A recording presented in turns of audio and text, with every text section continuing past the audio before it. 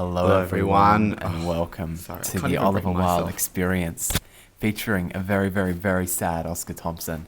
Because if we just put the fucking tissue back in the thing, he has a tissue box and he's put the tissue he's used back in the I'm thing. just so We're in a state distraught. of mourning here on the show today, because we've lost a good friend of the show.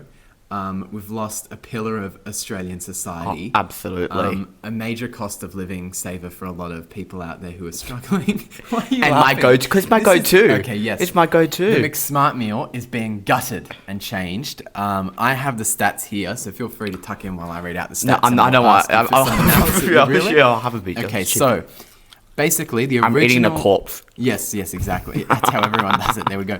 So the original $6.95 McSmart meal, it gave customers a cheeseburger, small fries, small drink, and a choice of a side, which included a chicken and cheese, small sundae, 3-piece McNuggets, and another cheeseburger.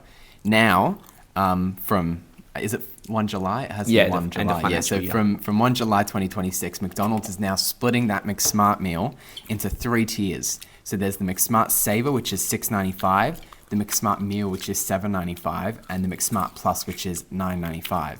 So let's dive into it.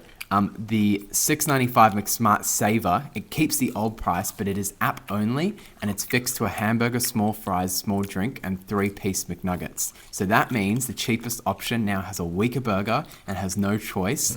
Making the $6.95 deal less flexible than before. So, Absolute disgrace. moving on then to the next tier, the standard McSmart meal, it rises from $6.95 to $7.95. That's a $1 increase and a 14.4% price rise. The $7.95 version offers a cheeseburger or chicken and cheese, but the side change to a 3-piece McNugget, hash brown, apple pie, or cookies, which removes the previous options like a small sundae, chicken and cheese, or another cheeseburger from the standard McSmart side selection.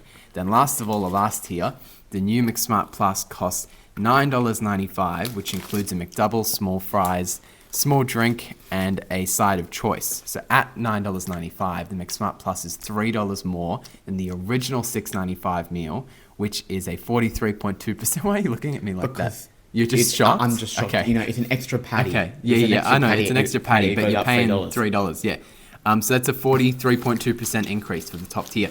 So overall, McDonald's has kept the $6.95 price headline, but made that app only. It's reduced to the cheapest burger. It's removed a side choice from the cheapest tier, raised the standard meal price, and pushed the premium option close to $10. What do we think, large Big Mac meal, as the McEconomist It's amongst us today? The McEconomista. Yeah, McEconomist, there we go. This is like the most in-depth anyone's ever gone into these changes. You know, I think this is really the pinnacle of the attack on the battler. It really You is. reckon? It really is. It's an assault on Australia's working class. This is a multi-billion-dollar company. Yep. They released this, and I'm very thankful they released this in 2024 as a combat to cost of living. Yeah, right? 100%. Fantastic value, you know. At least they understand their target market. People doing it day to day, living paycheck to paycheck like myself. I don't, you know. And then, what do you call it? Now they're doing this shit. Like, I'm sorry, the cost of living crisis hasn't been solved. 100%. And what gets me as well is the fact that McDonald's then, because their PR is in such tatters, because everyone's pissed off that they're removing this, in order to combat that, they're now paying people, all these food reviewers who think they're going to change the world by sitting in their car, they're paying them to promote this new meal. Oh, I know. And they're trying to gaslight the Australian public into thinking that they're getting a better deal, if not more options, when they're actually paying more for a worse value. Do you get what I'm saying? Yeah, well, and originally they weren't even going to do this lineup. They only brought it this in was for a compromise. They wanted to get rid of it completely, didn't they? This is the public outrage. And, you know, I think it's really struck me to the core the amount of people who are really, like, fighting for this. There's quite a big revolt. Yes, and I think that's definitely a positive thing. So, yes, anyway, very... Now, listen, I always get 2 McSmart meals. See, you don't need 2. I think 1 does the trick. Anyway, I want to eat mine, so I think we're going to cut... But it's just... It really sums up the attack on the working class. Yes, because I think right now from the corporate establishment. Yes, and I think the working class is being attacked on many fronts right now, especially in this country. So anyway, we're going to cut so I can eat mine, and unfortunately this will be one of the last ones I have at such a good value. Oh, I'm trying to do it. I'm trying to and eat as as well- many as possible. Oh, really? Okay. Well, it's going to be my last So guess one. what? We're going to have another baby. Exactly. But as well, look, we've dressed for the occasion. We dressed in all Oh, black. no. He looks like Chairman Mao. He's been working around. See, I he's think been with the walking around glasses, it's a Elwood. bit more Michael Jackson. Oh, God, Jesus. Here we go. We can't start again with this shit, can we? All right. Now that we have finished our delicious McSmart meals, it will be my last one. Won't be mine. Yeah, I know. Oliver will probably have another 20 or 30 by the time it goes. We thought that we'd cover one of the one of the biggest things happening right now in the world, which is the FIFA World Cup. So the 2026 FIFA World Cup is already underway. It's the largest ever World Cup. There's 48 teams. There's 104 matches across the USA, Mexico, and Canada, which I think is interesting that they're doing multiple countries. I quite like that. I think it spreads the distribution of it. I don't think. I mean, look, there's pros and cons. You could argue, will more people get to actually see it and have access to watching the World Cup, like in person, because it's in more cities. But at the same time, I could also say, well, it's quite tough for all of the athletes and teams transporting themselves kind of between multiple countries. But I know what you're saying in terms of the games, but my understanding is each country's in a different, like, US state. I believe they're all in America. Yeah, I'm they not might- sure. they might- I think Iran's in Mexico Oh, because yeah, they haven't been let in, but, you Poor know. people. Anyway, so my understanding is, I know Algeria's in Kansas, so all these Kansas people so are they're supporting rallying Algeria, behind. and Australia's in San Francisco, Okay. I believe. Yes, but even then, Yes, I I mean, know, they still yeah. have to travel back and forth. I don't know. I think it's always ideal when it's in one place and when the infrastructure has been built specifically for the World Cup. That's why I really like the Qatar one. Yeah, you're right, actually, FIFA yeah. estimates that the tournament will contribute to 40.9 billion to the global GDP, which is a lot. That's global. A bit of bullshit on that. You reckon? I mean, that's what FIFA's estimating, so argue with them, not me. Maybe it's just what ChatGPT made up as well. We'll never know on that. This is the level of journalism you get on fucking the Oliver Wilde Experience. The tournament has shattered broadcast records, so the USA's opening drew 27.5 million viewers, and FIFA is projected to generate 11 billion themselves in revenue between the 2023 and 2026 cycle. So what are your thoughts generally on the World Cup? Like, what do you watch Look, it? Like, what's your... I'm not a big sport person, clearly, but what do you call it? The only thing I really watch is the NRL. But I've always liked the World Cup a bit more. Because it's quite, it's a bit of a movement. It's a bit of a social it's construct. a cultural moment. Yeah. And I think as well, just thinking back to the 2022 one in Qatar, it's such a big cultural moment that it marks periods in history, if that makes sense. Yeah. In the sense that when I think back to that one back in 2022, I think of not just that, but also all the things that happened in that year and around that time. They're really good bookmarks of, like, do you get what I'm saying? Yeah. Global society. Yeah. But then at the same time, I don't want to speak on your behalf, but I know for me, like, for what do you call it? The only two I remember, and that's also because I'm Oliver, but what do you call it, is the Russia one. See, I don't remember the Russian Really? one. Yeah. I do remember the Russia Wasn't one it in happening. Brazil as well before that? It- I think I yeah, might remember yeah. hearing about the It was Brazil one. but I don't remember. But the Russian one's dodgy. I saw something on TikTok, once again, the level of journalism you get here, Yeah. ladies and gentlemen, where they had to build seats, like, outside of the stadium. And they, like, knocked down a wall in the stadium, and these seats were, like, on stilts.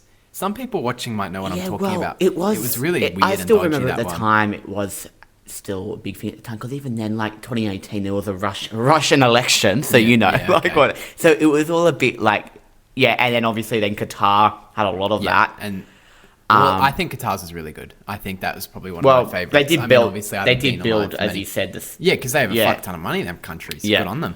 And I also liked how Qatar, especially from an Australian audience, it was at November, December. Yes, exactly. It was at a better time. Yes. I think most World Cups should be like that. Because right now, I actually think like this would do better in Australia if it was. because I also think people have more time at the end Yeah. of the year. Do you get what I'm saying? To Well, really yeah. tune in and watch that stuff. And I don't know. Exactly. Yeah. Well, yes, I do like the World Cup as well. And just generally, I think it's something very easy to get into because it's not like a league or a tournament where you have to watch 7 months of games to actually understand what's going on and understand the standings of where each team sits. It's very nice, condensed down to a month or two. Yeah. You can follow your team along, etc. And many people have been following their teams along. I'm now going to attempt, and the key word is attempt here, to read out every single result that we've had so far. I apologize in advance if I butcher any names of obscure European or African countries. It was not my intention to do so. So on June 12, 2026, Mexico won 2-0 against South Africa, and the Korean Republic won 2-1 against Czechia. And I've never heard of Czechia actually prior to This this. is interesting because my cousins are Czech. They're half Czech, half Egyptian. Yeah. What do you call it? And but surely you do know.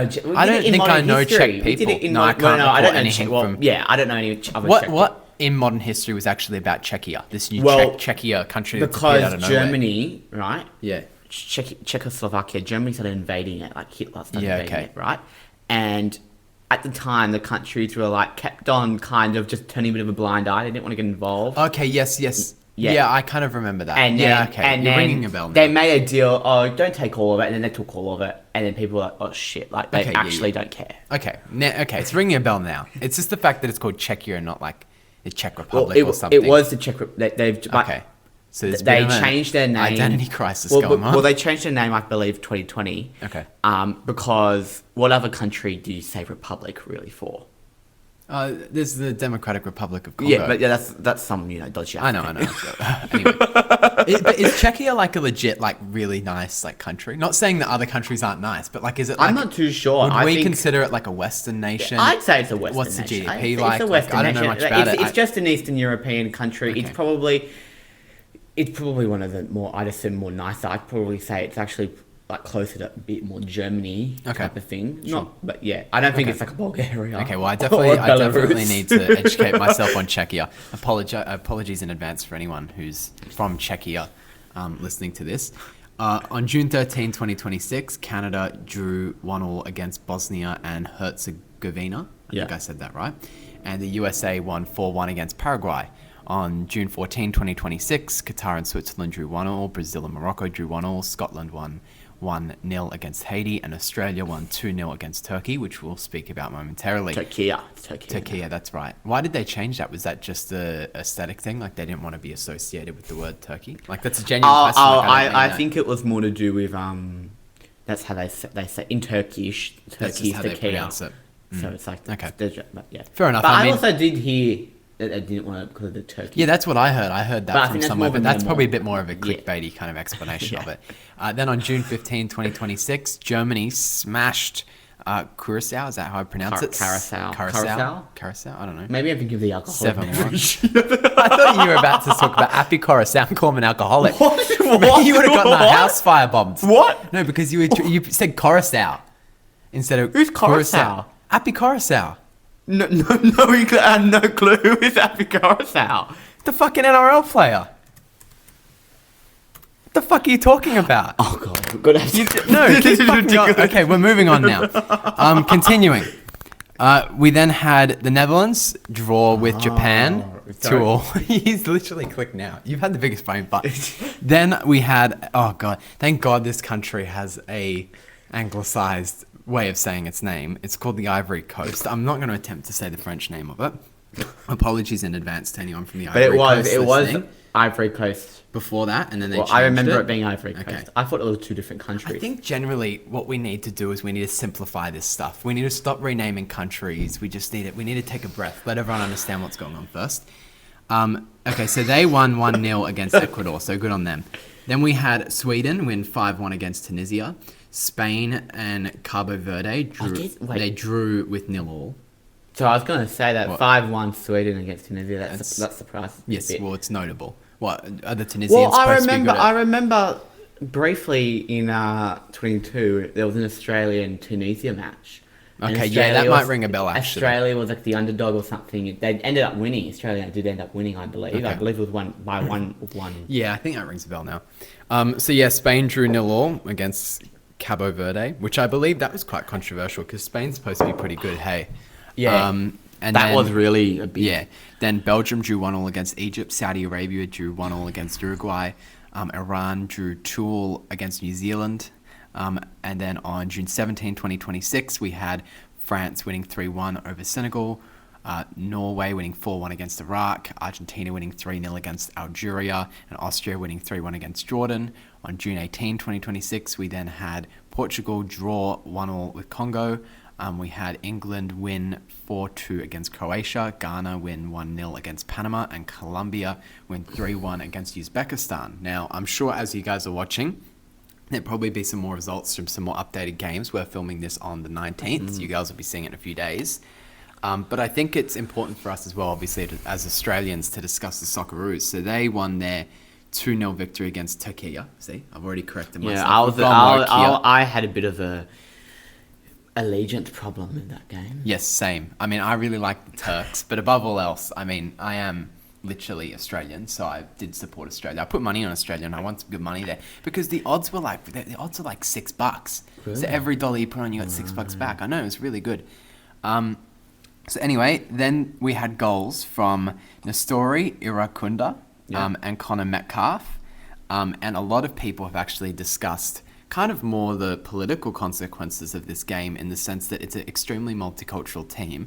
So I have here that the 26-man squad features people from Burundian, Guinea, Liberia, Zimbabwe, people who are Ugandan, and also South Sudanese heritage. So it's quite a multicultural group of I don't remember it being people. That multicultural. No, I don't remember it either. So this is clearly... I think as well there's like 10 people in that team who are debuting for the Socceroos, I'm pretty sure. It's one of the highest rates of people debuting. And that's why I think people counted them out a bit more. Yes, that's why the odds were so bad against them. And look, I think they generally played quite good. But I mean, look, I'm not here to judge how fucking people are playing. Look at me, I fucking sit here and eat McDonald's and have a podcast. So like, what can I say?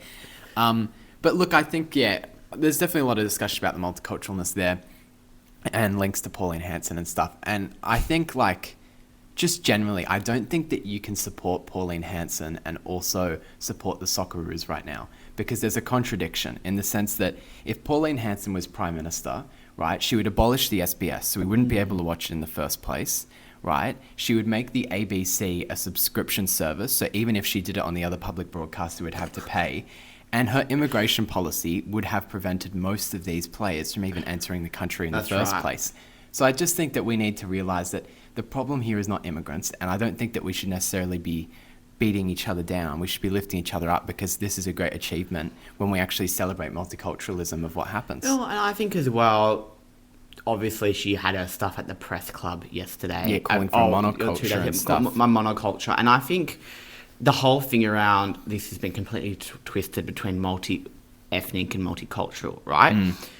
Okay, she said we were multiracial, but we should be monocultural, right? Now, I think it's been twisted that multicultural means that you have different values that aren't complicit with an Australian values. But I think as well, if everyone was monocultural, culture's also about stuff like food. Exactly. Yeah. So and I don't think that most One Nation supporters want to give up their favourite Chinese restaurant in their local club. That's what I mean. Like, I think if she was in and she wants to practice what she preaches, we should all be eating meat pies and bloody tomato sauce, and even that's an English culture. That's not even... Well, culture's such a subjective thing, especially when you're dealing with such a young country like Australia. Yeah. Because when you're a young country, your culture's influenced by so many other countries. And I think to just say, okay, this is now Australian culture, I just think that that's just a bit ignorant, because I think it's just a very broad thing. But above all else, I think that Australian culture is just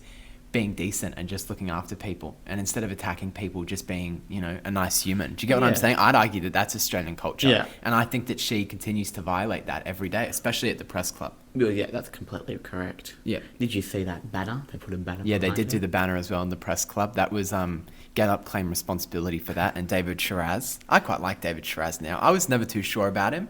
But I don't know, there's just something about it. I love a good shit stirrer. That's what I love. But what annoys me though about that banner thing, a lot of people are saying that it was counterproductive. A lot of people on the left are actually coming out against the banner, saying it feeds into what Pauline wants. And I disagree with that. I think it's had great cut through, and I think that the message is sinking in, because there's been a lot of attention with it, and now Get Up selling merch. Their videos are doing well on Instagram and stuff like that. I think with Hanson for a long time, I think the critique, especially from the left, has always been one on her racial policies. But I think Get Up was smart in not going after that and going after an economic one, because I think that's the one that will be able to get through to the people who might be thinking, I'm just fed up. I just want to, One Nation in. And that opens up a bigger thing. I think as well, how we approach One Nation is also important, in the sense that of course, it's very easy to try and shame the people who are curious for voting for them, right? But if we try and attack people constantly and shame them, right, for making that decision, all that's going to do is radicalize them more. It's just going to lock in their vote there. Whereas if we actually try to nicely and coherently explain to them why, and I do think that them economic policies are probably the most universally agreed upon thing that people would not like about Pauline Hanson. If we present that stuff to them, and if we don't talk down to them, but we talk to them as, people who are all entitled to one vote, I think that that's probably more effective than just screaming and shouting. Yeah. What do you think? Well, yeah, and I completely agree with that. But even just stuff like, calling workers lazy when she has a 53% attendance record. Yeah. Anyway. Yeah, but, I'm not standing up for anything she said. Oh, no, I'm just saying when we're approaching how to flip her supporters, we should probably be speaking about economics just as much, if not more than we're speaking about cultural stuff. Even a cultural thing in the terms of the Socceroos, right? I think there'd be a lot of people out there who would have seen stuff around Socceroos, and of course, a lot of One Nation people would be pro soccer and whatever, you know what I mean? Yes. Voting One Nation, 100%. And they would have seen that. And I think even in their minds, I think they would have seen that. And you've got to remember, a lot of One Nation supporters also come from places, and this isn't any disrespect to them, which aren't very multicultural. Yeah. Which are quite, like... Well, rural towns, regional towns. Yeah, I agree with you. And they would have seen that and thought, oh, well, this is... Yeah, exactly. Or maybe it would have changed their mind, because I'm assuming in their minds they would probably say, well, they would argue that multiculturalism does more bad than good, but I think that might challenge that assumption for them, because they've seen what multicultural success it would have provided a contradiction in their exactly. minds, so hopefully that gets people thinking. But I think it is messages like that are more effective, and the economic messages that are more effective than just screaming and shouting and calling her a racist. Because look, she is a racist in my opinion. She's a convicted racist in the High Court. Yes, exactly. Yeah, you're exactly right. Yeah, convicted. By fact as well. If you look at the definition of racism, I think she is a racist. But I just don't think it's productive necessarily for us to go and start going, you're a racist, how can you vote for her? Because I just think that pushes the people back into a court. Anyway, I think that was an interesting discussion, because look, the World Cup is very political, and it is extremely... Yeah, well, even the stuff around... what do you call it? Iran hasn't been let in. Someone from Iran wasn't let in, one of the players, into America. So now they're all having to be in Mexico. Yeah. And I've also seen, I believe, this is from TikTok. Okay. So, take it with a grain of salt. That FIFA will allow Trump to go, when they lift a trophy, whoever wins, he'll be there. Okay. So it would be really funny if Iran won. Yes. And he had to be there while Iran won. Mexico. Why don't we have Mexico-Iran? Yeah. Mexico-Iran finals. How good would that be? That would be quite funny, actually. I don't think he'd do it. Like, if you think he'd refuse if Iran was... Yeah. If it was Mexico, he'd let it. Probably, yeah. I think, because I quite like the Mexican leader. What's the woman's name? Claudia. Claudia. Yeah, something like that. Yeah. I quite like her. Anyway, moving on, but keeping it in the realm of sports. I know we've never spoken about sports so much until now. Hey, this has not been a sports podcast. It still isn't. We're still talking mostly politics about the sports. But, well, look, we attempted to read out all the games and the scores and gave people a justice. It was extremely educating in the Foreign Affairs Department here at the Oliver Wilde Experience. Moving on to the NBA Finals. So the NBA Finals this year saw the New York Knicks defeat the San Antonio Spurs 4-1, capturing their first championship since 1973. The official results were Game 1 was Knicks 105, Spurs 95. Game 2, Knicks 105, Spurs 104. Game 3, Spurs 115, Knicks 111. Game 4, Knicks 107, Spurs 106. Game 5, Knicks 94, Spurs 90. See, I find it interesting that they spread it across there's multiple games. It fucking blew my mind. You should have seen my face when my mum told me that there's not just one game. Yeah. You do. It's out of 8, isn't? Yeah, but now since they won, did the further 3 occur? It's whoever gets over 4. Right? Yes. So I think there might be 7 games or something. Whoever gets over 4. So Knicks won every game except the third one. Yes. But it blows my mind. No, That's but crazy. Did those other games happen? Didn't the game 6 and 7 happen? I don't think so. No, it's over now. But what if you bought tickets? That's what I was thinking. Because some people might want to travel and might go. But then it's a bit risky, because do tickets go on sale like before the finals start, so you don't know how many games there are, or do the tickets I'm only go sure on it sale would. after the And I don't recent think there's a game. price difference But they're either. playing on like Monday nights and stuff. It's really weird. Well, Anyway, it was every 2 days, remember? yeah, it was crazy. Anyway, so it was a culture shock, to be honest, learning a lot about the NBA. Not the NBA. Yeah, no, Yeah, the NBA. NBA. Sorry, I was Yeah, about yeah. to call it something else. But I think as well, there's some interest here as well for me personally. I think one of the reasons I found it quite interesting, I watched Game 3 and Game 5. Actually, the first game I watched was one Trump was at, which is the one where the Knicks lost. I think it's interesting how Zoran Mamdani has managed to tie himself so closely to such a popular sports team in New York. Because obviously it's the New York Knicks, right? So Yeah. everyone in New York most people are going to be supporting the Knicks, right? They're not going to be supporting the Lakers because that's in California, right? We're talking about New York. And he's managed to successfully tie himself to them, which I think now he's going to reap the political benefit because he's just had that parade today.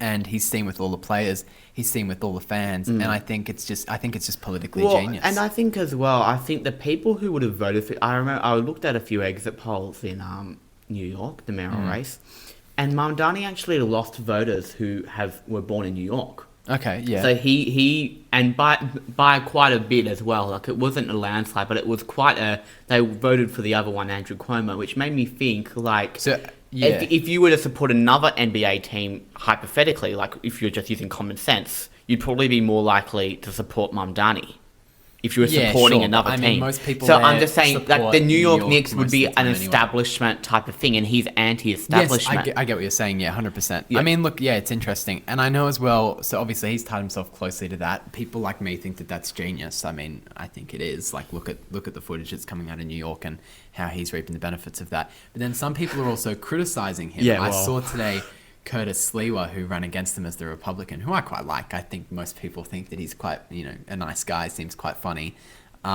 He has basically criticized Zoran and other people who are democratic socialists for all of a sudden supporting the Knicks so much because it's actually owned by a billionaire and it's basically a very corporate sport as well, which I also think is a very fair criticism. Well, and I thought he was going to come at it because, for those who don't know, Curtis Sliwa, he's a very anti-crime advocate. Like, he's on the subways. He does a thing called Guardians Aid. He came out here. He went to Parramatta. Yeah. Whatever. There was a lot of like riots and stuff happening in New York. Oh, so you were thinking he was going to approach it from like a Law and Order type of thing? Yeah, because I haven't Law and really Order's seen Mamdani basically tell been- people. I think Mamdani said to people, go and have fun or whatever. I saw some report. It was some fake report where he's like, he made all crimes legal for like 24 hours. No, but like, I remember he got a question. He says legit, like, oh, are you going to tell people to go home? It's like, no. Yeah. People don't have to. But the fun's so infectious, though. I think that's as well Yeah, why most like, people are so. I know, but it's pretty enthused by the crazy. whole Have you thing. seen some of those? Yeah, Like, it's did you see the guy who supported the Spurs? Like, do the guy who fought them, and he was like, Yeah. it was the one guy, Yeah. and he was actually he was doing really well. Well, it was like a 1v100, and they were moving away from that guy like flies. It was I fucking think we need crazy. a bit more of that in Australia, though, because it happens in England with soccer. But it's funny because now people like Chris Mintz and stuff are posting like all these sayings, like the Knicks in 5 chant. He's tried to do that for the Blues. I don't but like. he ruined that. I don't care if you're Labour, Liberal, whatever. I just keep it to what it is. Exactly. I don't want I'd say the closest thing we've gotten recently was probably when the Tigers were first on the ladder at the start of the year, but then they've fallen off because of all the injuries. Well, I was even going to think, you know how they did Jacinta in Victoria with the Federation Square? Yeah, because for the she Socceroos. let everyone use the Federation Square for the Socceroos. Because, for those who don't know, the people who own, because Federation Square is obviously operated by a private company, they shouldn't decided be, but anyway. they decided to not let people gather there for the Yes. Socceroos, and she basically said, no, I'm not going to let a few dickheads ruin everyone's fun. Yeah. But it's a shame because I don't see all of these people saying, oh, thank you, Jacinta, like they're saying thank you, Zoran. But I think what the common underlie here is how interesting it is of how sports actually do every now and then play into politics. I think that's generally the Yeah, and I understanding. think that says a lot to people who are always like, oh, I don't want politics in sports, blah, blah, blah. I think it's inherently political. But I think sport then Yeah. goes into politics. Yeah, exactly. I think it's a both way It's thing. an interlinked relationship, I think. Especially when you're dealing with so much money, when you're dealing with different areas. With stuff like that. everything, politics is just in everything. I mean, Like, yeah, I agree everything. with you, but like, I mean, And this I is just a think- bit of it's a bit of an ick conversation. I know, you get but what it I'm just saying? is. It's It just is. Like, It is, but even the water. It's in every. Okay, you know, yeah, like sure. Sydney I mean, yeah, water. because think of the Yeah. US. What's his face? RFK got rid Yeah. of the fluoride and stuff. And in the water. AI, have you you're seen the right. AI centers with the anything water? you Yeah. point out, yeah, I did. I watched that AOC thing on YouTube. Yeah. Did you see that? Yeah. Where she actually went into the not the committee. She brought the jars out Yeah. of dirty water in the committee, but then she also went into Yeah. towns and Right. spoke to the people who live near the data centers. Right. But yeah, you could point at anything in this room or anything in the room you're sitting in right now, and there's a political story behind it, and there's a reason why that is there and is the way it is, and it is inherently political. But do you think that should be The case? Yeah. Well, I mean, look, we need. Or is it just an objective? Like, it's just not going to change. So It's just an objective fact. No matter what type of world you live in, unless you live in a world or a society where it's just there's no laws or anything, there's no authority, like a full-on like liberalism type of fucking state of nature type of thing. But until then, no. I think, yeah, anyway, moving on, but keeping it once again in sports and in politics. All right. Donald Trump hosted the UFC Freedom 250 on the White House South Lawn as part of America's 250th anniversary celebrations and his 80th birthday. It was the first major professional sporting event ever held in the White House, which I also question that, which ChatGPT has given me because I've heard that Teddy Roosevelt did have a boxing match in the White House. He actually had a very interesting White House. He had a lot of animals in the White House, and he had a lot Franklin of kids. or that's someone else? No, this Teddy- is his cousin, Teddy, Teddy. Teddy. Teddy was in before Franklin. Yeah, that's right. And Franklin's the good one. I like But Franklin. Teddy wasn't very popular. Well, he was in Night at the Museum. That was his best Teddy? work. Yeah, Teddy Roosevelt. The guy that died. Ah, I think right. he may have committed suicide. Not Teddy, but the actor that played Teddy Roosevelt in Night at the Museum. What should be alive right now? Alive and well. No, I'm pretty sure he died. Okay. But anyway, he's still one of the more well-known ones. He's not on Mount Rushmore, is it? No, he's not. No. Mount Rushmore. Who's on Mount Rushmore? I think that Lincoln, four Washington, or five of the Jefferson. first six. Adams, No, I don't think he's on it. Quincy, John. No, I John don't think Adams? he's on it. You don't think so? No, I don't think so. Jefferson. And then someone else. Who is it? I don't know. Washington, Jefferson. Lincoln. And there's anyway. Lincoln's not on there. Lincoln's Is Lincoln not on the No. fucking Mount Rushmore? You're telling me Lincoln's No. Why? because he was done in the 1800s. Well, that's ridiculous. We need to do a new Mount Rushmore. In fact, No, actually, quickly. no. Quickly, who would be on the new Mount Rushmore? Who Trump yours would be? do it. Be on it because he'd But do you it. know what, though? You know what? I don't want, like, we'll obviously get into this in a sec. We still need to cover some But of the Trump stuff would about just the do UFC himself. He fight. wouldn't do any I other. probably would almost somewhat be supportive of having him on the Mount Rushmore because Why? it's not about... I'm not saying add him to the current one. If we did another one and we had to choose 4, I think it's about impact, right? Like whether we like Trump or not, I don't like him, right? And we'll get into that.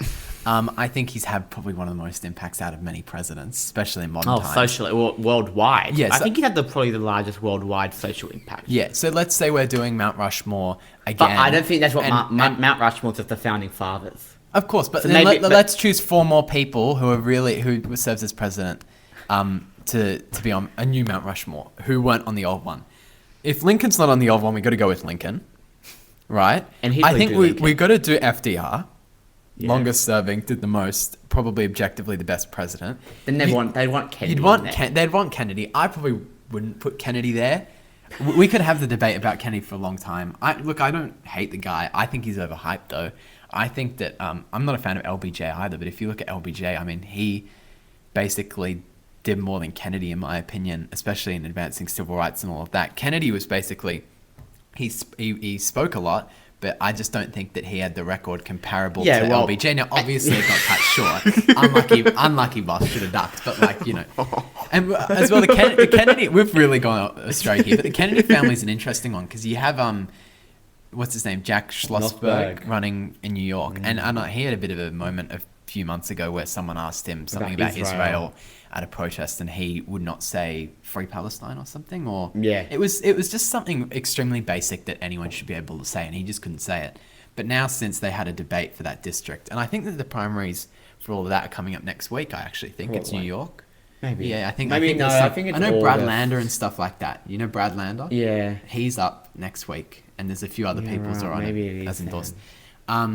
Anyway, he's having an interesting run, but I think the appeal for him is basically just because he's a Kennedy. And I think, look, I understand to an extent why people have infatuations with these families, but I think we need to stop just letting people do things because they're part of a family and due to nepotism. I feel like they should actually just work for it. I don't think he'd have the attraction that he does to many voters if he wasn't related to the Kennedy family. Of course not. No, not at all. I mean, look, it's interesting family, a lot of tragedy as well, because his sister died recently, didn't she? Tatiana, whatever her name is. Yeah, and then his mum was the ambassador to Australia. No, that didn't last very long. No, it didn't last long at all. And we have a new guy, some Republican congressman. David Batt or something. David Batt. Brat. It was something Brat. I remember that because Charlie XCX. So it was something like that. Anyway, so back to the UFC. Wait, hang on. I didn't finish my thing actually. My Mount Rushmore. You did? No, I said people would say Kennedy. I would just put Kennedy on it, and then I'd also do Trump. Yeah. But I mean, you could also argue Obama, first African American president. But Trump wouldn't put that on. Yeah. Realistically, I think that's what I'm doing what I would do. Though. Yeah. Anyway. I wouldn't do any. I'd get a bulldozer like Pauline and fucking bulldozer. Yeah, fair enough. All right. It was the first. Okay, so no, we've already discussed that first major sporting event. Questionable. That sent us down a rabbit hole. So the event drew around 4.3 thousand attendees inside the venue, including roughly around 1.2k active duty military personnel. A further 85,000 free tickets were issued for fans who could watch it on giant screens around the outside of the White House grounds. To which, for some reason, I've seen like 50 people get into fights. Have you seen all the fights that broke out? Just a bunch of like rednecks just fucking trying to take each other. It's really strange. I like that term, redneck. Actually, redneck. I do like. Well, everyone has their type of bogan in their country. Do you get what I'm saying? Yeah. Like we have bogans, they have rednecks. UK has chavs. Anyway. The UFC spent around No, they're geezers. No, a chav's a woman. A chav's a woman. A chav's a bit of an esche. It's an eschet. Yeah, no. They're roadmen, aren't they? Roadmen. Yeah, true. There's many names actually. Maybe the UK. I think a geezer. Brexit geezer from Yorkshire. Yeah. You could pass a bit of a Brexit geezer yourself. Yeah. So the UFC spent around 60 million staging the event, making it one of the most expensive productions in company history. The event featured military flyovers, the Marine Band, and large-scale patriotic displays celebrating America's 250th anniversary. My thoughts on this is just, look, you can have events like this at the White House. I'm all for that. Do something interesting, innovate, stuff like that. However, it is the people's house above all. And I think if you're going to do something like that, the people should reap the benefits and get a good return out of that. So maybe the profit should have gone to a charity. Maybe the profit should have gone to upkeep of the White House. Or maybe the profit should have gone somehow directly back to the people. I think that the people should be front and center, not all of these gambling sponsors and not the UFC. I think that, and I don't think that that's a radical thing to say. I don't think that that's a right wing or a left wing view. I just think that's common sense. Above all else, it's the people's house. Do whatever you want in it, but the people should get the rewards from that. What do you think? Yeah, well, I think it is. I largely agree with you. I don't mind that much, but I think it does. I think Trump, for a long time, has seen the White House as his house. Yes, of but course. It's not like I remember in he has a different mentality compared to other presidents. In 2020, for example, that was his victory venue. Yeah. In 2020, when that victory, he didn't win, but he Yeah. pretended he did, and I think like I just don't have much of an issue with it, but yeah, that's pretty much. You've really summed it up. I don't really have much. We've covered it as much as we need to. I think still keeping it in the theme of the US, and still keeping it very much centered around Trump. We are slowly approaching, very, very slowly, the 2028 US presidential election, and I think the Republican primary is obviously a lot more between Marco Rubio and JD Vance, and that's pretty self-explanatory. The more time goes on, the more Rubio looks to be the front runner, right? So I think that's more of a less interesting discussion. What is an interesting discussion is the actual Democratic primary. Who is going to be the Democrats' candidate for president of the United States? So what we have done is I've chosen 10, he chose 5. Do you want to explain why he chose 5? I chose 5 because I thought to myself, no one in the bottom 5, if I was to pick, would get it.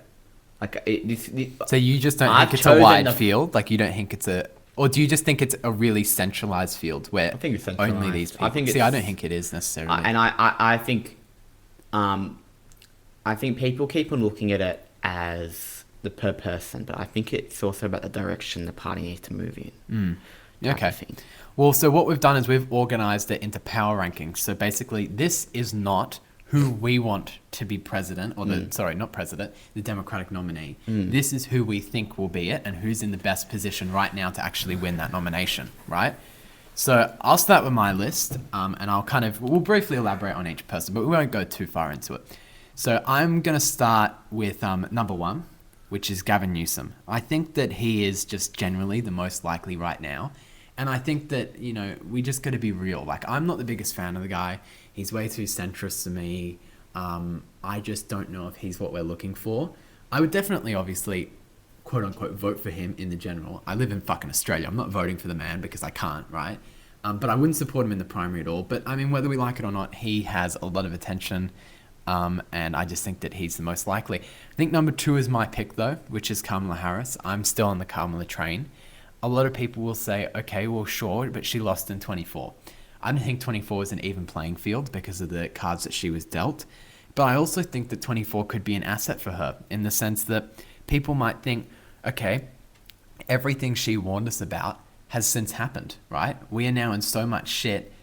I think the American people might very much show value a chance to change their mind and have that same option. Do you get what I'm saying? Then I have AOC, who I'm not sure if she'll run or not. But I think that if anyone had her outside of a top three, they'd be in denial a bit because she has a very strong brand to her and a very large lane, obviously taking over from Bernie Sanders. Number four, I have Pete Buttigieg. A lot of people are obviously skeptical about him because he is gay and people don't know how that's going to play in the electorate, and that's fair enough. Everyone always says, well, he struggles with the black vote, and yes, he very much so may, but he still has strong campaign infrastructure because he's ran in primaries before and did relatively well in them. And I still think that he appeals to, white educated voters, which is still a large chunk of the Democratic Party's base. Because I mean, if you look as well, just generally with left-wing parties, a lot of left-wing parties, their new bases aren't necessarily, unfortunately, as much anymore working class people living in outer suburbs and regions. They're more or less inner city dwellers who have high education rates, and I think that someone like Pete Buttigieg does really well there. The next, at number five, this is probably a little bit more of a wild card, is John Ossoff. So he's a senator from Georgia. He's up for re-election at the end of this year for the midterms. I think he'll win. I think he'll win comfortably, and I think that that's going to give him a platform and a boost to actually start campaigning for president. I think that he's going to have a bit of that JFK appeal. He's a young guy. I think a lot of people are going to see that orator, and I think they might think of, JFK and Obama, and I think he could be appealing for a lot of people. But I mean, look, nothing's set in stone there. Six, I have Josh Shapiro. He was a lot of people say he's one of the front runners. I don't find him that interesting, to be honest. I think he's too centrist. Similar to Newsom in that sense. I would not vote for him in a primary, but I'd definitely support the guy in a general election. Seventh, I have JB Pritzker, who I actually personally quite like. I watched a podcast interview with him. He has an interesting upbringing. His parents died young. He inherited a lot of wealth. He's built a lot of wealth himself. He's also on Ozempic. And I sent him a video the other day. His Ozempic's working really well. Have you seen how skinny he is right now? He's not that skinny though. He's skinnier than he was. I'll give that. Is he actually on Ozempic, or is that I think he is. I heard that he's on Ozempic. I'm pretty. Good on him. Look at him. He's definitely on Ozempic. But he's a billionaire, right? He is, and I mean that would obviously present its issues. Some people wouldn't want to vote for a billionaire, especially on the left. And I think that, for example, in California, Tom Steyer, who fell short of making it into the top two, he was a progressive billionaire. And I think that probably hindered his chances because he lost by 2% or so against Steve Hilton for that second spot. That was also a very crowded field. Of course it was. But yes, but you get what I'm saying? I think that someone like JB Pritzker should probably be looking at that and thinking, oh shit, well maybe the writing's on the wall here for me. I then have Wes Moore at 8. There's not much to say about him. A lot of intrigue. Smooth guy, slick guy. Why not? There's a chance. Then I have Mark Kelly at number 9. I kind of wanted Mark Kelly to be Kamala's VP when he was being discussed. Yeah. I think that, Arizona's a state that the Dems are losing their hold on quite quickly, and I think it's a state that they should really be winning. It really all comes down to the Latino vote, basically. I disagree with that a bit, though, actually. There's a governor election happening in Arizona this year. I'm not talking about governors. I know, but she's going to win comfortably. The Democrats going to win. I know the presidential, but I mean, that was there's only been one election. And talk about what's his face? Talk about Bashir. Andy Bashir, who I don't have on this list, by the way. And a lot of people say, well, for example, just using your logic, just because a governor holds that state, sure, but it there's doesn't mean also it's reliable. two of the Democratic senators are Democratic in Arizona. Yeah. Okay. Yeah. I get what you're Presidential, saying. and that was the only election. That was the first election, I believe, since I think it was 2000, in which they voted more Republican than the last time as well. So I think it probably, to be honest, more of an anomaly. Okay. That Then last I'm time, letting well, on. yes. Okay. Maybe because also the Hispanic. Look, I want thing. to be proved wrong. Yeah. I want to be proved wrong. I Mark Kelly. Yeah, I wanted him to be Kamala's VP. She obviously didn't go with him. But I don't know. Ever since I've just thought, he has a great resume, obviously being an astronaut and all of that. But I don't know. There's just something about Well, it's him. anti-late. He's not very pro-worker. Yeah, there's just something about him that I'm not a fan of. And then at 10th, I have someone who I am a fan of, who's Ro Khanna. I think he's already basically running in the sense that he's positioning himself to take that left lane. I think he's really banking on AOC not running so he can inherit the burning lane there. He's doing a lot of stuff on the Epstein files. He's done stuff like, the Jubilee surrounded type of interviews, stuff like that. He was working with Thomas Massey and stuff. Look, I really like him. He's someone who I'd be open to supporting in the actual primary and obviously in a general. But I just don't think his chances are high. I really want to be proved wrong. I think he's a nice guy. I think he's a very smart guy. He also represents the Silicon Valley area, which is interesting how he's going to manage to balance being representative of them whilst also being extremely progressive and helping working class people. So that's my power rankings. I think I tried to keep it somewhat concise. There were 10 people to cover. Yours are here, but I think I'm going to go the opposite way. I'm going to go from 5 to 1. So at number 5, I put Wes Moore. Now, Wes Moore, I don't really like him that much, to be honest. I just don't really get appealed by him. I don't feel motivated, even though I'm Australian, but I know. Sorry, yeah. I kept acting as if I was supposed to vote for these people, No, and I'm not. yeah. I live but in Australia. I think what Wes Moore represents is a new generation that is still acceptable by corporate establishment, who can win. I think Wes Moore probably would be very decent in an election. The only thing I think that probably hinders him maybe is I think he probably has a bit of a lack of an experience type of thing. Yeah, and he also doesn't have a big national platform necessarily, so it's not like he's used to scrutiny. We don't know. So, At number 4, I put Pete Buttigieg. I think even something like Kamala's admission that she wanted Pete Buttigieg as the VP, and the way Republicans, and obviously Republicans are more focused on being anti-Kamala than anti-Pete, but the way they were acting I think she should have just picked him. She should have just gone with what she thought, type of thing. I think she should have gone with him. Well, personally. I agree. Yeah. I think there was no. I don't think she shouldn't have gone with Shapiro. I think Shapiro as well. Sorry, just to add to that. Shapiro can't handle any criticism whatsoever. He then threw a tantrum and accused the Kamala campaign of trying to interrogate him, and apparently they asked him if he was ever an agent of Israel or something like that. When I'm pretty sure he has been extremely obviously pro-Israel, but he's also been on trips. I think he's had involvement in different groups and stuff like that. I don't know. I don't think that's a crazy question to ask if the writing's on the wall there. And as well, but sorry, no, I was just going through the VP thing. I don't think she should have chose Walls. Shouldn't have chosen Shapiro. I think Kelly was obviously an option, but I think she should have gone with her gut, have the conviction to do that. Yeah, and I think as well, Pete Buttigieg, again, like Wes Moore, I think there's a whole range of people who can get behind that. Yeah. What would you say to people who say, though, that his time in the Biden admin as the transport secretary harms him? Because there was an issue with the trains in Ohio, and there was something else as well. There's blemishes on his track record now, because he's also living in Michigan now. He was a mayor in another state, but Indiana, to Michigan. I think I don't think ties to Biden are that extreme or that much of an issue. Sorry. Yeah, I'm not. Yeah, but just the fact that then he also had a few issues in his portfolio. Well, I just don't think. I agree. If he was the candidate, they'd probably dig stuff like that up. Yeah, they did stuff like that up. But I just don't think it'd be. I think if you're in 28.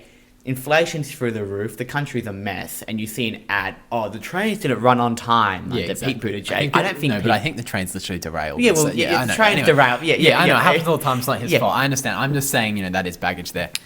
Number 3, I put AOC. Now, we're ever in the same spot. Yeah. I think it's more of a... I think the Democratic Party, I think people underestimate, I know I'm saying I think a lot, how much that party and its base has moved to the left and expecting a much more left-wing candidate, right? And as they should, right? I think for a long time the Democrats in the Western world were always seen as a lot more of a centrist party, very bare minimum, very just not the Republicans type of thing.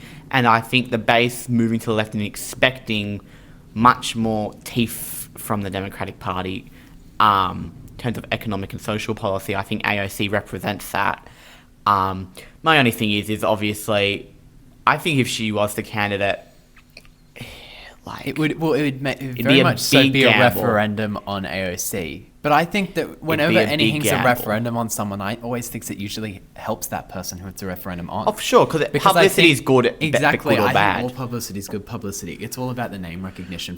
Especially in the United States, it's about the name recognition, Yeah, really. because and as well, you need to motivate voters That's to get right, out. that's If right. you're just some boring That's centrist right. corporate bullshit Democrat, who the fuck are you motivating to come yeah, out that's apart from some 53-year-old woman who just watches CNN all And day? it's interesting. It's interesting, right? Because I remember in 2024, after Trump won, I remember thinking in my head, he's won, but, I think he's in the bottom 50% of candidates who could have won? Who on could the have won a Republican Republican? Like, side. I think It was someone like Nikki Haley. It was an easy election to win, I Yes. think, unfortunately. Yes, and Yeah. and I'll get to that with other people in a second.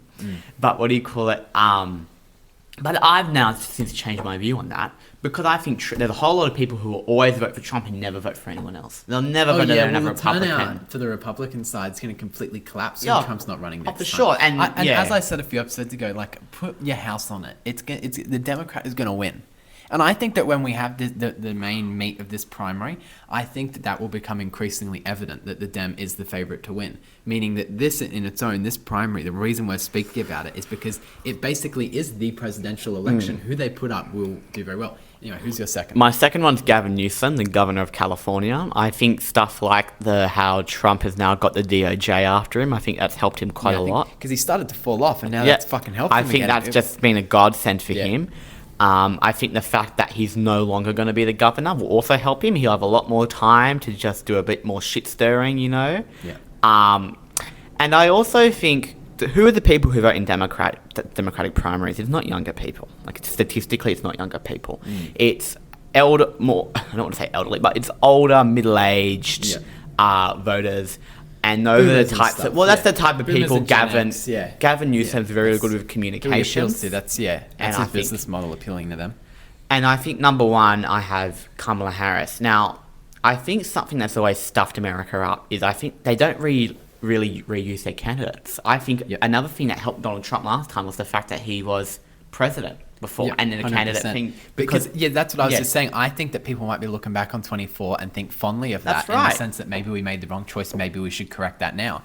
People might even think that, hey, things were better, when Biden was in office in 2021, That's 2022, exactly right. 2023. Because I think it might get a lot worse before it gets better in the next few years. That's exactly right. And we might, who would have thought, in 24 that we would be looking back at like 2023 and using that as a benchmark of when times are good. And I think it could happen. You get what I'm saying? Like, but even then, it's like everything's always like 2017, 2018. Like there's always been issues, but then it always basically the trend globally is like our Everything world gets is getting worse. So even like a few years back, people will look back more fondly than they do at the present day. And I think as well, look at the stalwarts of Australian politics. Like people especially in the Liberal Party. Look at Menzies, look at Howard. They went to elections and lost. Exactly, 100%. And then they came back and then they won. They had landslides. Right? And they had really good, I don't think they had really good, but like they had really good successful careers, whether we like it or even not. someone like Whitlam was the candidate before and lost. Okay, Whitlam's the more interesting one. I think they obviously should have ran Whitlam in 75 after he got dismissed. If you were going to run anyone, you're just a fucking idiot, right? But I don't know why they stuck with him after that. Because he took such a bad loss. I mean, seriously, at that point where I like Whitlam, but like, I think some people dick ride him a bit too much. I think he should go he should have gone to 1980 as well. No way. But I liked Hayden though. They maybe shouldn't have gotten rid of Hayden. I think with Kamala, though, I think the only kind of flaws I see is I think she just needs to let go. Like, Just ease up a bit she more? needs to ease up. She needs to just let it rip. say stuff like "I told you so." I heard her say, That's not a term I use. I don't know about that. I told you so. I think she should just say it. I think that's why make her Trump look a bit pretentious. I think that's why Trump. True. Like, but she's held to a different standard than Trump. Comparing Sure. her to Trump is like comparing. Sure, but I think the apples to Democrats oranges. right now are going through a period where they're saying, well, let's not do this Michelle Obama shit where we're just, holding ourselves to some golden standard. Yeah, which we can't. sometimes you need to live and let live. Well, I know. agree with you. Look at Maine with that guy. What's his name? Graham Plattner. Yeah. Oh fuck. What did he even do? Because we always have CNN on in this house, and for a week or two, I was walking around here, and every time I came out, they're talking about that guy and how he's Yeah. disgraced himself. What? Apparently, he has a Nazi Yeah, tattoo. he but had a whole doesn't. lot of stuff. So in Maine, which is on the eastern section of the United States, there is a long-time Republican senator there, Susan Collins, and she is very old. How old is she? She's I'm like, not familiar. I think she's in her late 70s, early 80s. She promised to only do 2 terms. She's been there And then, since yeah, the she late, never- yeah, yeah, okay. late 80s. I love how in Congress they're all being wheeled around in wheelchairs. Oh, Mate, that's and the dream she, life. shake- What she do you like mean? shakes her head, like she's Oh, so shaking she's her head. fully Yeah, like, yeah, okay. Okay, and Okay. what the Democrats decided to do was because it's this whole new thing of renewal. Did she run for re-election in this primary? Because I know Yes. he won the primary. So Yes, Okay, she's so running she did. again. So she didn't just drop out. Yeah. Okay, got you. Um, Because he already won it. He won it Yes. last week, I think it was. Yeah. So Graham Plattner, he is an oyster farmer, although there's Oh, really? there's rumours that's even dodgy, and he was there for 2 weeks or something after, Okay. and then that was it. But he was Army Reserve, I believe. Yeah, yeah. And a lot of people have said this is a guy who's really going to energize, the working class, 'cause blue collar He kind was of very voter. much so a very left-wing candidate, but he presented himself kind of almost as someone who you would not think is some big left-wing culture Yeah. warrior. He's actually, he challenges Yeah. that assumption. I think that's what works sometimes. That's why Zoran, because it's like, look, if Zoran, like, unfortunately, it annoys me to say it because I think we should always vote based on policy. But if Zoran was a pink-haired lesbian, he wouldn't have won, right? Because you have all them negative connotations about that group. As much as I think that's a shame, you should just vote based on policy and substance. I think sometimes a lot of these, straight men can be successful in these kind of situations because they don't look like the typical democratic socialist. Do you get what I'm saying? It's really interesting. That's exactly right. Yeah. And I think we've had many discussions on here before about how the Australian Greens hold themselves back because I think what they do is they just cater to too many people in a way. Yeah. But anyways, back to Plattner, right? So then Plattner was the nominee, and he was really ahead. Like he's actually doing really well in this state. Like he was up by 10 points. Yeah, and then shit hit the fan. Shit hit the fan. He revealed himself. So I don't know what brain fart this was. I'm also just thinking we need to catch ourselves here because YouTube does these checks on our videos. Oh, yeah. So I think I just be he had a swastika. There we go. There we go.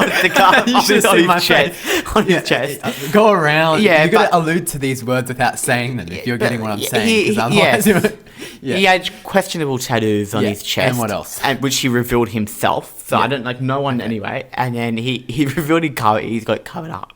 And he said he didn't know at the so time. is it just a tattoo? Yes. I thought there were other things. I thought No, there was more. There's more. Okay, I'll get to like it. Nothing. DV stuff. Was Yes. It? Okay. Yes. Yeah. There was allegations that he cheated on his wife and his DV, and which he is strenuously denied. cheating on your wife. I mean, Bill Clinton. Like we've been there, done And, that. Unfortunately. and the wife's actually come out and said, "I wish this wasn't made public. Like I wish this wasn't brought to the public." How did that leak? Who knows? Did the 70-year-old I woman don't think. leak it? I don't think this Plattner campaign is very organised. To be quite frank, No. I saw their win thing and it didn't look particularly crazy to me. It didn't look like when Zoran won or anything. It's a bit more of a. Well, he got 74%. I know, I saw it, but it was a bit more shabby, the kind of look of this campaign. Anyway, it's extremely interesting, and we'll definitely continue to monitor the Democratic primary. Who knows? We might have wild cards coming. We might have billionaires, millionaires, people like Cuban. We might have someone like James Tallarico win. I have Hunter Biden. Texas. Yeah, exactly. I fucking love Hunter Biden. Hunter Biden's fantastic. I've been saying this since the Channel 5 interview. And it took people Channel a while. 5? Yeah, he did a Channel 5 interview. It's some American thing. Right.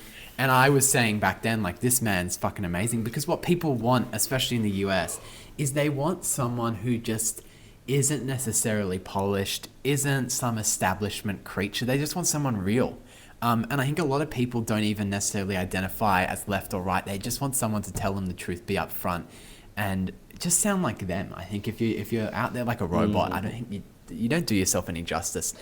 So anyway, a lot of wild cards. I was just saying James Tallarico could win in Texas and run, but I mean, he said he never wants to be president. We'll see what happens in Texas. Anyway, Did you see that AI video? they're trying to make him look like he's a woman or something. Anyway, it's crazy. That country. That's right. Crazy. Crockett should have been a candidate. No way. We already actually covered this a few episodes ago. Anyway, thank you all for watching. I hope you enjoyed our new set with our Albanese thing over there, which is signed. That's young Albanese for anyone wondering. You reckon? He's a bit in a Westie though. I'm a bit more. Yeah, you're right. I'm a bit of a Westie. Yeah, okay. Anyway, thank you for watching. We're all mourning the McSmart meal. Yeah. And yes, we will be back in 2 weeks to discuss. Oh, you know what? I think that in the next episode we'll be discussing Taylor Swift's wedding. I reckon. Well, there coming up in wasn't a much few pop weeks. culture news this week, which is why it was all sport and politics. Yeah. Anyway, Okay, what? no, I was saying move your mic up. This guy mic. always holds his mic What? completely far away from him, so you guys It's can't because hear him. I have a really bad. Look, he's already done it. I have Oh my God. hyperflexia, people. Right? This gave him fucking an extra 5 Yeah. hours through the HSC. Just see, right? Yeah, So when I gave him just rest my breaks. hand, I look like this. And it's not a good look. Yeah, it's not. And so I've also seen him be photographed like this. Yeah, like as if this. he has like an actual condition. But Yeah. it's just because I'm resting my hand. Anyway, well, you need to But get I'm your just shit saying, together with the when mic. I hold the microphone, it my hand tilts because it's resting. Here we go. All right. Well, we'll be back in 2 weeks, provided he hasn't died of hyperflexia. Thank you for watching. We appreciate it.